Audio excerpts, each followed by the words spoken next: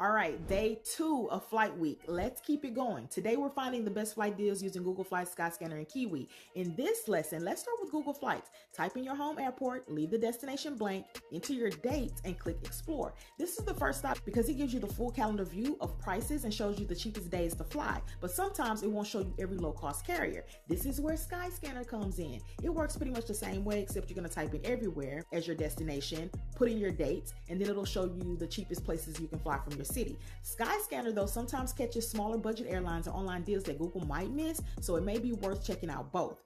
And last but certainly not least is Kiwi. That's my wild card. Now, I don't share this with everyone, but I'm sharing it with you. It finds creative routes and mixes airlines that don't normally partner, which can unlock cheaper flights and more flexible connections. Try all 3 before you book. You'd be surprised how much prices and routes can change between them.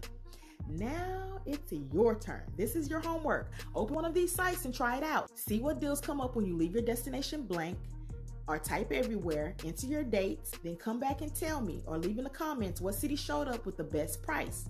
And save that information because we're going to need that for tomorrow's lesson, okay? So save this video, follow me for more, and share with your travel bestie. I hope this helped. Come back tomorrow. Okay, bye.